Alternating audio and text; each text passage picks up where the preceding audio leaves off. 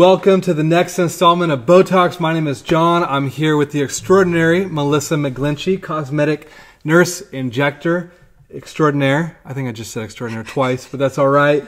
She's an expert. I'm that good. You are. She's an expert in all things Botox, filler, cosmetic, everything. She's awesome. Thank you. So today, who are we talking about? What are you reading? So I was just looking at the most recent People magazine. It is their 2019 beautiful issue. So yes, I'm seeing Jennifer Garner on the front, and I'm super excited because that's who we're talking about. Which is actually crazy because you asked me last week, can we do Jennifer Garner next week? And then she's named. Okay, well, we won't say most beautiful woman. Right. It used to be called most beautiful woman or most 50 most beautiful people. I think they're being more PC now. They are. Now it's just the beautiful issue, the beauty issue. And she's the cover girl for it. She's got a nice like four-page spread, which is really cool because I like her a lot. You love her. I do. I really like her. Tell the people why you love Jennifer. I love Jennifer Garner because, number one, my big sister is like the biggest Alias fan. And so I just have been inundated with Jennifer Garner. But also I follow her on social media and she's so fun and real and a good mom. And she's very much herself and not so much concerned with her image. And yet here she is, this like the cover of People's beautiful magazine. Yes. And I don't think it would even be on her radar. So that's what I love about her. Yeah, I like the mom factor about her too. We see that in a lot of her movies. She really does a great job of playing the mom. You see that in Alex and the No Good, Terrible or Horrible Day. And she has a lot of movies that are like that. What's interesting to me as kind of a pop culture guy is she has a lot of movies where she's not even the #1 star. You might not even remember a movie that she's in it. Great. And it was interesting. We were talking earlier, and I said, I'd name 4 movies for you: Dallas Buyers Club, Catch Me If You Can, Dude, Where's My Car, and Juno. And what do all those movies have in common? So John asked me which one of those movies Jennifer Garner was not in, and I very confidently said, Dude, Where's My Car? Guess what? She's in Dude, Where's My Car? I was wrong. She's in all of those. And she has such an impressive IMDb resume. If you look at her resume, it's like movie after movie where, oh, no way, she's in that. Like Catch Me If You Can. If I said, name 2 stars from Catch Me If You Can. Well, Leonardo DiCaprio for sure. And Tom Hanks. And you probably wouldn't name Jennifer Garner. Never. Then there's this. So we have like the mom genre. We have where she's like the 3rd or 4th star in a movie. Then we have movies and TV shows like Alias, 13 Going on 30, Elektra, that she is in. And she's just so versatile. I think so. It's funny though, because if you look at her from, and we have photos that we're going to show in a little bit from 1999. When you see these photos, you're going to be like, no way is she going to be named the most beautiful woman in the world by People magazine in 20 years. I mean, it's the transformation that she's gone through is incredible. Not just incredible, but so subtle. I don't think any of us even realized it was happening. And even so, she's very natural. I think if you follow her on social media like I do, it's really clear that she isn't using Botox. Maybe she does for an event now and then, but day to day, she's got movement in her face. She has lines and wrinkles and all those things. And here she is, most beautiful on People's covers. So it's really exciting. And we're going to talk about that because we both think that she has had work done. We're not going to give away the ending here. But what she has had done isn't necessarily the non-invasive route. Right. Maybe it's even more invasive than what most people would want to do. But done really well. Yes. So let's talk. And by the way, what's your favorite Jennifer Garner thing that she's ever been in? If you had to pick one. Ever been in... You're going to laugh at me, but I love 13 Going on 30. I think that's so cute. My wife would agree with you. Okay, good. I'm glad Danica and I can share that opinion. She's a good person to hold the same opinion. So yes, I agree. And one of her biggest opinions is I'm awesome. And so I'm glad that you guys can share that opinion too. That one too. Right. Okay, moving on. Yeah. So for me, it'd probably be Dallas Buyers Club or Catch Me If You Can. I love Catch Me If You Can. Read the book. It's amazing. Really? So let's talk about Jennifer Garner, born in 1972. Which makes her 47 for all you math nerds out there. Right. And born in Houston, Texas. And we have a photo on the screen right now of one of her yearbook photos I couldn't find a date for this online, but it looks like it's mid-80s. She looks like she's about 14. Yeah.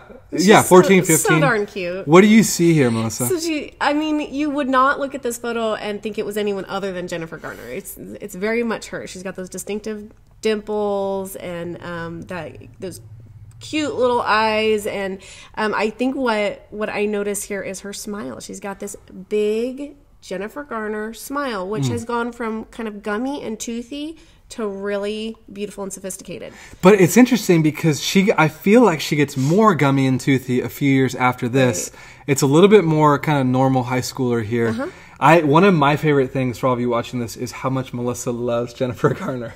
It just shines through. So cute. To me, Jennifer, she's cool. I don't love her, but you're like, I love the dimples. I think she's so cute, and I don't think she's your typical beauty. And that's what I love about her. I think she's very much girl next door. Sure. I think she very much wears her sort of imperfections well, and isn't ashamed of them. And I think even she would say, if you read the article, she does say that she was totally a band geek in high school, and she wasn't concerned with the way she looked, and nobody would have picked her out of a crowd as pretty, but she didn't care. It was not at the top of her list of things to worry about. So to find her here, however many years later, as people's most beautiful, I think it's inspiring. It's inspiring. She shines, and I think there's hope for people like me. There's hope for people like John. There's hope for all of us that we could get better. And yes, I'm working through my awkward stage still. Well, so we have a photo from 1999, and this is obviously a little bit after that yearbook photo. This one cracks me up. This one, okay, this is the photo I was talking about.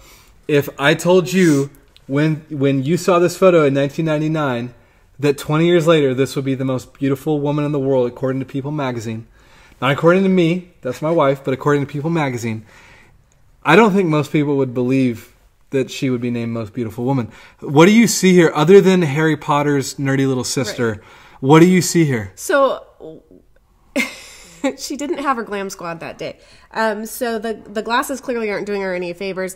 And she does look like she just got up, took a shower, and walked out the door.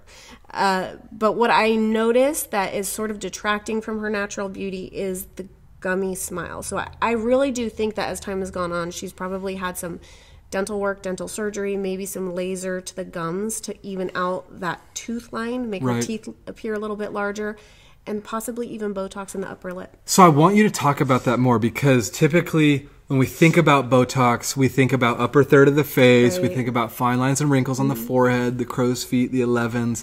That's kind of what it's on label for. You're talking about Botox on the lips.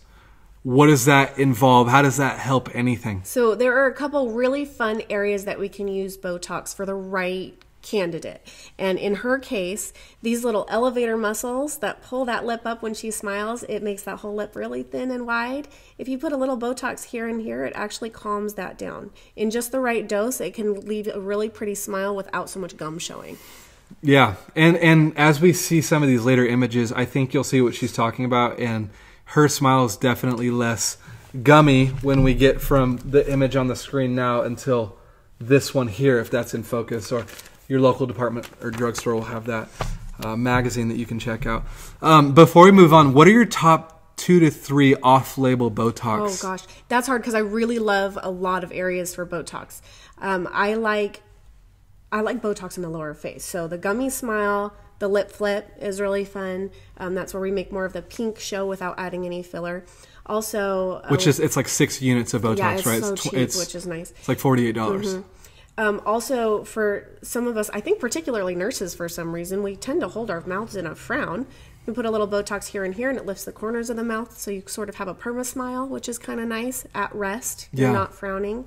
I also love Botox in the neck. So sorry, that's way more than you asked for, but I think off-label Botox in the right candidates it's so good. We've been seeing some Botox on the neck where it's just down the neck bands. If you have kind of those bands, and it just smooths it out. And no it more pulls neck up bands. this jawline a little bit too. It's really pretty. It is cool. So let's fast forward just a couple years. Her first year on Alias, and in case you're not a Jennifer Garner aficionado, 2001 Pearl Harbor comes out, and then Alias same year TV show, and that's kind of her big break, if you will. So this is when she first became a household name, famous. What do you see here? So I see a very natural, beautiful Jennifer. Her eyes are nice and open in this picture. Her signature dimples, really pretty jawline. She's looking very natural and very much herself. But what is interesting is if you compare it to a few years later, I do see some definite changes. So let's do that. We have an image on the screen right now of kind of 3 phases of Jennifer's life. The first is that alias. And then we go to about 2009 or 2011 up until 2019 today. So talk us through that transformation that's on the screen. So I think we see a natural progression from the first picture to the second picture of just aging taking place. She looks a little bit heavy in the brow. If I thought she were a Botox user, which I really don't think she is very much, I would have said maybe she has a little too much in her forehead because she's looking a little bit, I hate to use this term, but almost Cro-Magnon, like a little bit heavy in the forehead right now. So looking forward towards 2019, I noticed that her eyes are so much brighter. I think they're bigger. Yeah, I think she's had a really subtle. If you just look at the distance between her brow and her eyelid too, yeah, it's higher. I think she's had a really, really, really well done brow lift. I could see that. What do you? I haven't even thought about this. I'm thinking about this in real time, but upper blepharoplasty / brow lift, maybe. I think so. I do. I think that both of those together, right? Because you can just see from 2011 to 2019, her eyes are just so much more open, beautifully so. Right. There's no hooded look like she had in 2011, which is interesting because typically if somebody wants to commit to a brow lift, they're going to be doing Botox at the same time, but it's not necessarily the case with her. Not necessarily. I mean, if you're watching her day to day, she does this really cute pretend cooking show on her Instagram, and she walks you through like a 2 or 3 minute recipe. But she's not using Botox on the day to day. She's maintaining her beautiful looks. I think she could be doing a little bit more to slow the aging process, but obviously she's doing something right. And what I think is really encouraging about her beauty and the way that she subtly changes things is that you can actually be the best version of yourself at 47. And she's proven that. Sure. And it's interesting because I feel like we see that with a lot of celebrities. Like we talked about Lori Loughlin last week. I feel like she's more beautiful late 40s than she is early 20s. I think so. I think we saw the same with Jennifer Aniston and a lot of celebrities. It's like right now they're kind of hitting their peak mid 40s, which I think is really inspiring for a lot of women. It is, yeah. You don't have to come to me and say I want to look like I did when I was 20 or 25 because sometimes that's not. I mean, not only is it not really possible, but maybe that's not the best you. Maybe we need to work towards your very best 50 self or 55-year-old self or whatever that is. And clearly she's doing that and doing it well. So we have a photo on the screen of Jennifer Garner from today. Last question. She's sitting in front of you. What do you recommend? She says, Melissa, I am a pile of clay in your hands. If you had to recommend 3 things for her to do, 2 to 3 things, in order to go, maybe even go like mid-90s Chicago Bulls and 3-peat on the cover of People magazine, what do you recommend that she does? So I think to maintain whatever little bit of great work she's had done, I would recommend Botox. I do recommend that for almost everyone because it just helps to maintain and prevent aging. So she's looking great now. Let's keep you where you are. I don't want to change anything. So a little bit of Botox in the forehead and around the crow's feet probably is what I would suggest. Besides that, skincare, and I think she's looking fabulous. I agree. I totally agree on the Botox. I'm not a nurse injector, thank the Lord. I will never be. That's just not, I'm not a precision guy, but you are. I love nurse injector, just injector science and what would you do to this person. So armchair injector that I am. It's professional opinion, people. Yeah, Let's hear it. I would love to maybe feel the nasolabial folds a little bit on her face, just a little bit. I think that they could have a little bit more volume. I agree on the Botox. The third thing I would do would be to smooth out her lip lines. And so we can zoom in on her lips. You just see that they are very kind of, I don't know what you call that in your professional realm. Wrinkly. So just a little bit of Juvederm Volbella on the lips to just really smooth those out. And I think that would give her a little bit of a sharper look. It would, and it wouldn't add a lot of volume, so it would probably be really pretty. I kind of agree with you on that. Good. See, I am smart. I agree with John. Always. And it's on record. Yes. So with that, Jennifer Garner, we're going to close the book, or should we say the magazine on Jennifer Garner. And until next time, for Melissa and John and the Botalks team, live confidently.